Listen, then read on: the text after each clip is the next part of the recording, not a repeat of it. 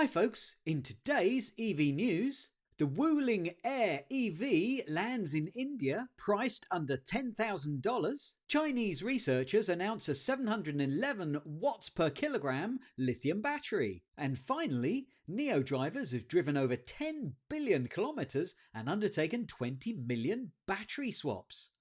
Here we have Clean Technica reporting that the Wuling Air lands in India as the MG Comet, and it's priced at just $9,760 US. The blockbuster Wuling Hongguang Mini EV has been a huge success in China.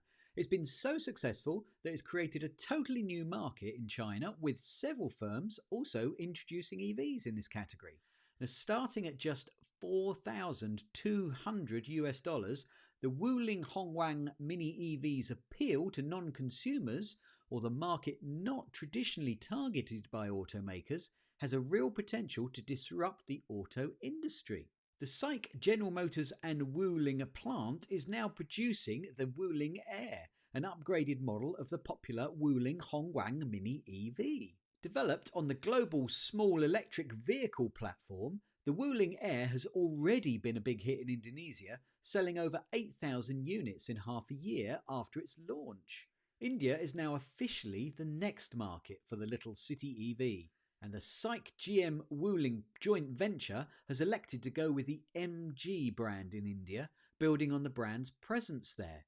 And in India, the Wuling Air becomes the MG Comet EV. The Comet starts from 798,000 rupees in India, which is about $9,760 US, so under 10 grand. That's brilliant. Quite a cute little car there. I can see that being very popular in inner city environments. A nice bright colour that MG have gone for in the MG4 as well, that kind of style. A few of the specifications of the MG Comet. So the length, width and height, it is 2.9 meters by 1.5 meters by 1.6 meters high. It's got a seat capacity of 4. The turn-in circle radius is 4.2 meters. It's got a max power of 40 horsepower and a max torque of 110 newton meters. The battery capacity is 17.3 kilowatt hours. Now, it's not clear from that whether that is the usable capacity or the full capacity. I would expect that is probably the battery's overall capacity rather than usable. It uses a Type 2 charger connection, and it's got an estimated charge time for 3.3 kilowatts of 5.5 hours to get from 0 to 80%. The range in a single charge is quoted at 230 kilometers. Now, obviously, that is going to be not real world usage, so I'd expect that would go down significantly in real world usage. I would be guessing maybe 170, 180 kilometers, perhaps, looking at that value. It's got quite a reasonable range of features on it, so it's got a reverse parking camera, amongst other things, and remote central locking, and it's also got wireless Android Auto and Apple CarPlay. So it seems to be quite an interesting vehicle, the MG Comet, as it's going to be badged. A cute little 4-seater, although I think it might be a little bit cramped in the back, but it's certainly making EV ownership a little bit more affordable, coming in under the $10,000 mark. As to whether it's going to make it into the European and UK markets, who knows? We may well see it over here. Looks quite cute. Clean Technica are reporting that Chinese researchers have announced a 711 watts per kilogram lithium battery. Lithium-ion batteries today struggle to reach an energy density of 300 watts per kilogram. The Chinese Academy of Sciences in Beijing have manufactured practical pouch-type rechargeable lithium batteries by using an ultra-thick, high-discharge capacity cathode with an aerial capacity exceeding 10 milliamp hours per centimetre squared and a lithium metal anode. The high charge-discharge voltage of the lithium-rich manganese-based oxides allows for higher lithium-ion storage capacity, the researchers say. The anode electrode employs ultra-thin metal lithium incorporated using a separator coating technique, which addresses the annoying issue of reversible deposition of ultra-thin lithium of large surface capacity. The devices boast a gravimetric energy density of 711.3 watts per kilogram and a volumetric energy density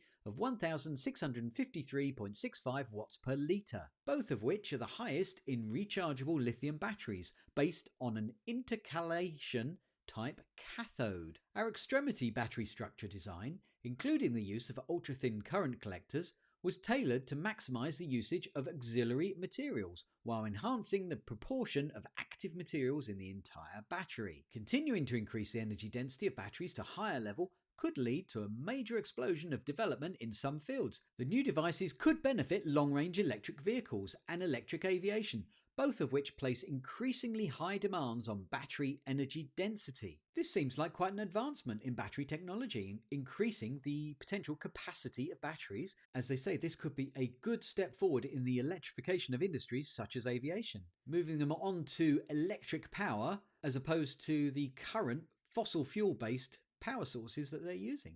An article from Clean Technica here stating that NIO drivers have driven over 10 billion kilometres and undertaken 20 million battery swaps. As part of driving those 10 billion kilometres, 60% of the drivers have used battery swapping stations.